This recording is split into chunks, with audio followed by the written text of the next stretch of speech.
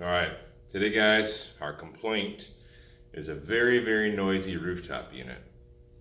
I just walked around the store, I didn't hear it, so I'm assuming our unit is off for some reason.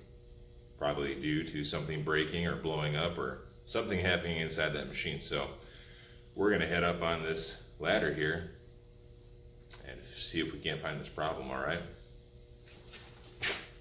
Follow me.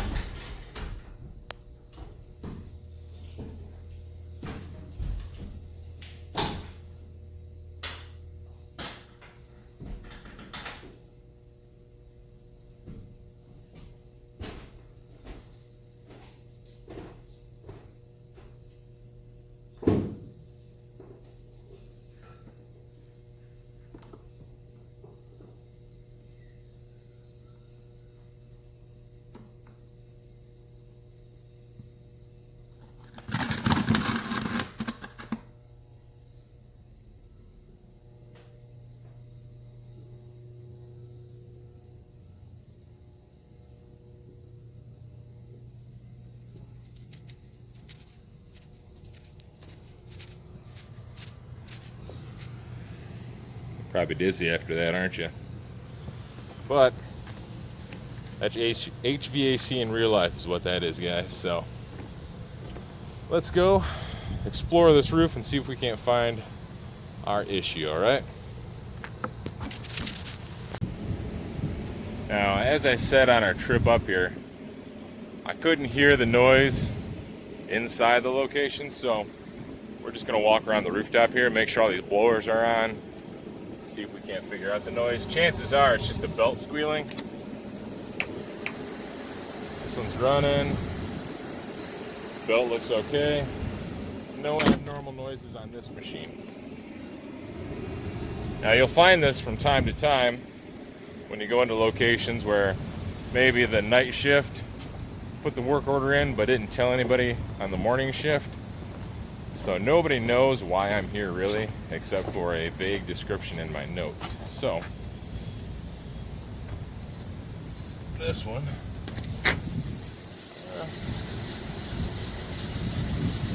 this one's got a little bit of a squeal, not necessarily a squeal.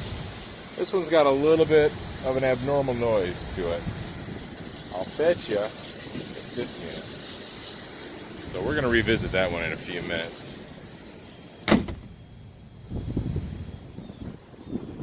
The vague description I was given in my notes said it was coming from a certain aisle. So I have at least that to go on.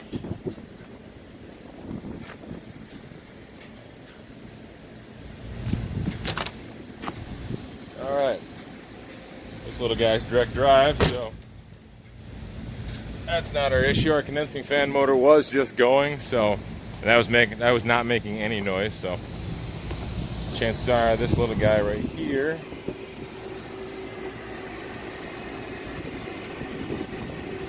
probably also direct drive. No, I was wrong. That one's got a little bit of a noise to it. And then the other thing I noticed right here, we have air coming out of our inducer, so our inducer is on.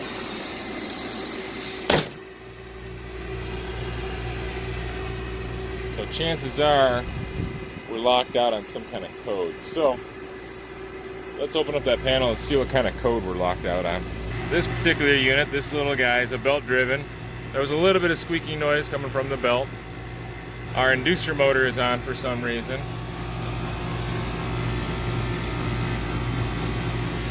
Our compressor is running as well as our inducer, which is weird. Condensing motor is also running. Let's see what our Prodigy tells us.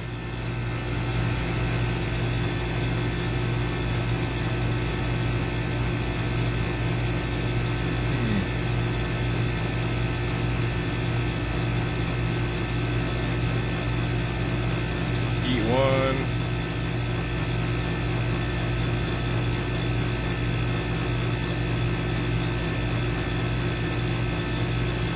Wrong button.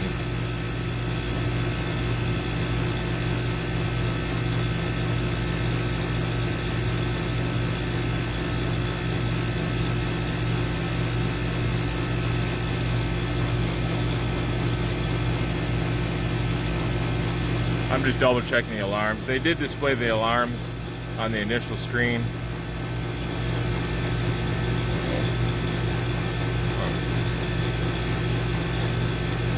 So economizing when it should not. That's apparently the only alarm.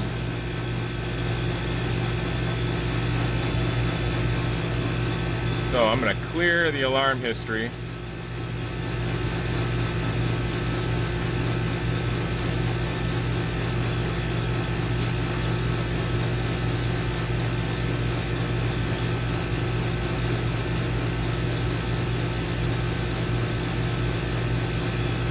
Make sure it's cleared.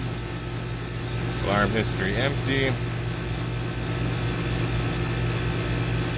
Then what I'm going to do is I'm going to reset the machine, see if our inducer comes back on. It could just be a simple stuck relay for our inducer motor.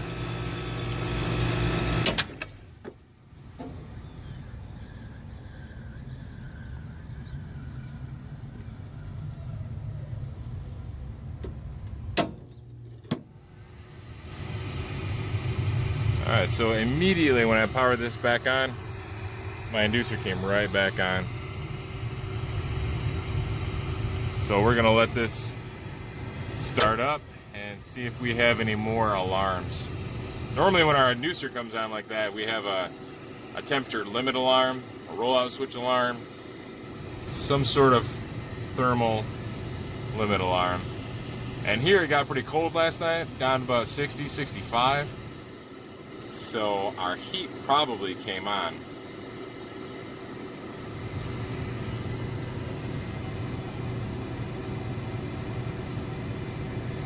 Let's go down to what, right here? History, alarms. Yeah, see, so I'm getting no alarms. Nothing that shows thermal limit switch, rollout switch, nothing explaining why our inducer comes on. So we probably just have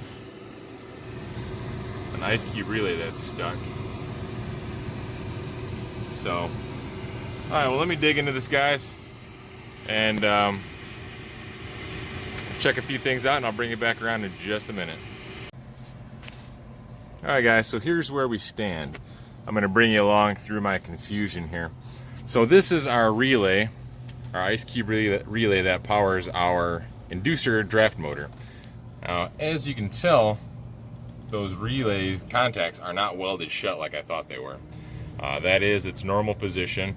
This gray wire goes up to this top terminal. That is normally closed, as you will see right here on our schematic. 3 and 9, 7 and 1. And just to help me think it through, I drew this little diagram.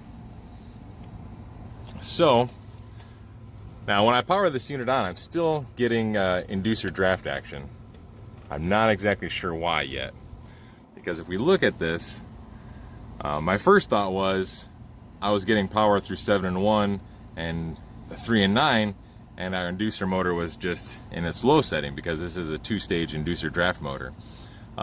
In order for that to happen, I would have to have K13-1 up here, which is normally opened, which feeds this relay. I would have to have that closed. So if I come over here to this relay right here, this terminal right here is our K13-1 7 and 4 relay. And those are open. So I'm not 100% sure yet what's going on there. When I pull this relay is open. But let me back up here a second. That relay, these two contacts up here,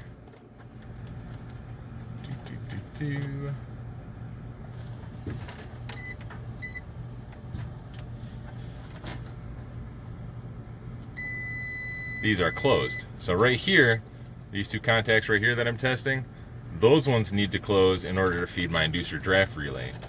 However, if we go over here and I test them at this connector, not really easy to do with one hand.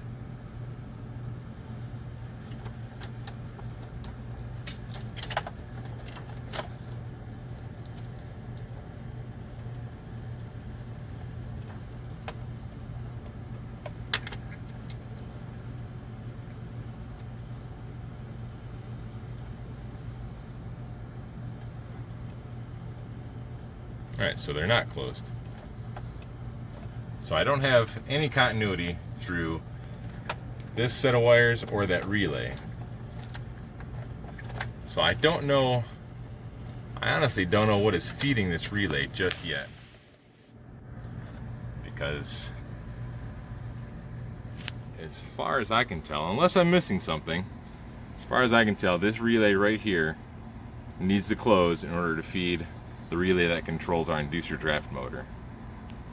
Now, at the risk of looking dumb, I wanted to take you through this troubleshooting process because you might learn something. I know I'm going to learn something as soon as I figure out where that power is coming from. And let me do a little bit more digging, guys, and I'll bring you back in just a minute. Alright, we're back to this confusing process. Now this is such a simple relay, guys. I almost feel like I'm overthinking it at this point. I feel like it's something so small and so minute that I've just developed tunnel vision and now I can't seem to see the easy problem that's in front of me. So we're still getting power to our inducer somehow. Now I know this white side, our common side, obviously L2, always has power. So in order for this motor to run, we need to complete the circuit. We need to get 208 to that motor through one of these lines. Now if we trace it up through our low side, this side is always closed, our normally closed side, but we can't complete a circuit because terminals between 6 and 9 are open, which I verified. Same on this side. We could possibly complete a circuit through 7 and 1, our normally closed side, but in order to do that, we would have to have the terminals on the K13 relay just above it, 7 and 4, those would have to be closed, and they are not. I even disconnected the wires, and I'm still somehow getting a complete circuit to power that motor. So I'm not sure, but if it is something simple that I'm missing, I'm sure somebody's gonna let me know in the comments. They'll probably give me a thumbs down or a sad emoji. But I'm gonna keep on digging. And hopefully when I learn something, somebody else out there is going to learn something too, because I am going to learn this the hard way, it looks like. Real quick before I get into some more digging here, I just wanted to point this out. Right here, this is all of our limit switches, thermal limit switches, our rollout switches. If one of these were to open, they would send a signal to our control board here, our A55 control board, and that control board would send a control signal out to our K13 relay, which is this top relay right here. And when that relay would close, it would energize our inducer motor. Now remember, this relay is not getting any control voltage. If we did have a thermal limit, I would get control voltage right there, as well as an alarm on my Prodigy board. So I don't have any control voltage, so that means this normally open circuit right here is not closed, which, as you can see right here, is our incoming power for our inducer motor. So I'm still completing a circuit somehow. I'm not exactly sure how yet. So let me get back to digging, and as soon as I get done learning this the hard way, I'll bring you back. Alright, so here's a quick update. After staring at this diagram for what seems to be 10 hours, I've verified literally everything I could possibly verify as far as my open and closed circuits on my K72 relay, which is this relay right here, as well as my K13 relay. Now this relay basically just controls high, low speed, and this relay needs to energize in order to get power to this relay. That's the only way it'll work. See right here, my K13 relay. So unless this is energized, I cannot complete a circuit through here. I don't have 208 on both sides. There's no complete circuit. So I called tech support, and you know, thinking that I was going to sound like a complete moron. So I called tech support, explained to them my issue, and we basically, for the last 45 minutes, went through every single checking all these relays, the connection points. I swapped out the relays multiple times. I tested voltages. All my circuits that are normally closed are closed. The ones that are normally open are open. Neither one of these relays are ever energized because there's not a signal to heat. And again, my Prodigy board, which is off now because I have the unit off, my Prodigy board never threw any alarm. So long story short, even with the help of tech support, going through every single relay, every single wire, tracing voltages back and forth, testing the windings on the motor. I tested the windings on the motor to ground, thinking that maybe I was backfeeding through ground somehow. There is not a problem that we could identify. There's no connection point in that motor to ground, so that kind of canceled out that idea. I'm being fed proper power through my common wire. That was one of the things I was thinking, that's backfeeding. So I still think I'm backfeeding somewhere, and we must be miswired somewhere. Tech support had no idea really why, and the guy I was talking to was a pretty smart guy. He seemed to know his stuff. But after our conversation, he kind of recommended to call either Scooby-Doo or Ghostbusters because somebody's playing a trick on us, or this machine is haunted. So I might go with the machine's haunted. So my next step is to start cutting zip ties, and I'm going to manually trace all the wiring coming from that motor up through, down there, up through all that mess, and up into the control section. Just making sure everything is landing properly, make sure that nobody somewhere in their head just randomly tied into the wiring. Yeah, so I'm not even sure. And I might even, just in case that doesn't lead to anything, if after I test all those wires, trace all those wires, don't find anything conclusive, I might just take that motor off and swap it with the unit over there, just to see if that changes anything. So what started off as a squeaky belt, which we still haven't even got to yet, what started off as a squeaky belt on this unit turned into the mystery of the century, I suppose. So, all right, well, let me start cutting some zip ties, guys, and I'm gonna start tracing this wiring out, and I'll bring it back when I come to a conclusion or when I figure something else out. All right. I just got done cutting zip ties. I cut as few as I actually needed to, but I traced all of my wiring from that motor up into this relay and even down to my white side where it connects to L2 right here. All the wiring goes straight from that motor to these relays. It's not wire nutted in some area. It doesn't appear to be tied into any other sort of power source. So I still have no idea. But like I said, I'm gonna take that motor out and I'm gonna put it on the other unit way over yonder, and I'm gonna see if that problem follows us over there. And then obviously if it does, then I know our issue is in the motor. But I'm not real sure what to think yet. We're looking at two of our inducer motors. This inducer motor was off the unit way over there, the one that we were just checking all the wiring on with tech support. This is our haunted inducer motor. This inducer motor is the original inducer motor that went on this unit. This unit had no problems. So we're gonna power this thing on. And if you can hear that, we still have inducer action. Now let me repeat myself. This is our haunted inducer motor. This is the original inducer motor for this unit. And this is not a problem with this unit. So we somehow, turn this off here so you can hear me. So we somehow have an inducer motor that is backfeeding inside and yeah, somehow getting power through itself. It's backfeeding through itself because the only place we're getting power is through this common wire. Now I still don't know how it's even backfeeding because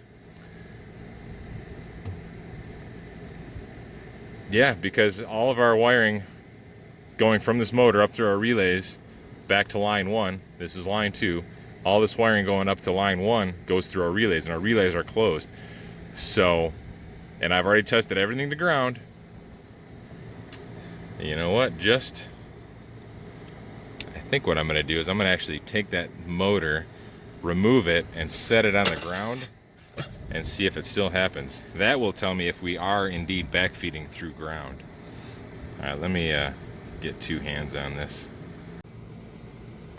All my bolts are out of this inducer motor. I just pulled off just a drain cover off the roof here. It's plastic.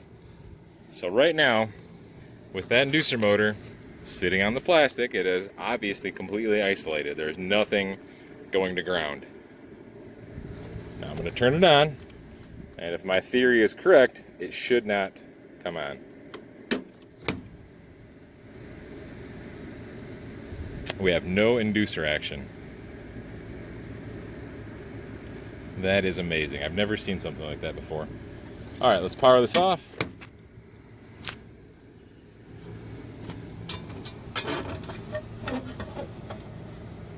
Put it back on here.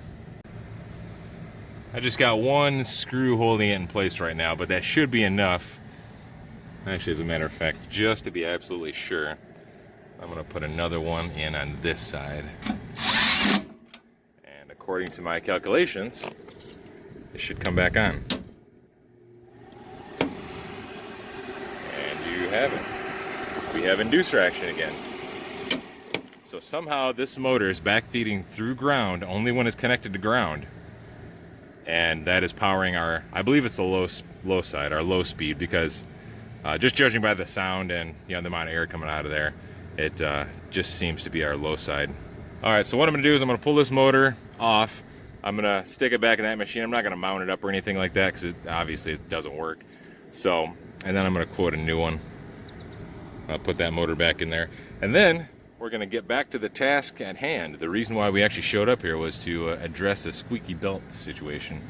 And looking at this unit and all the belt dust in there, I believe they all probably squeak a little bit, so I might just go around and quote all new belts for all of these units.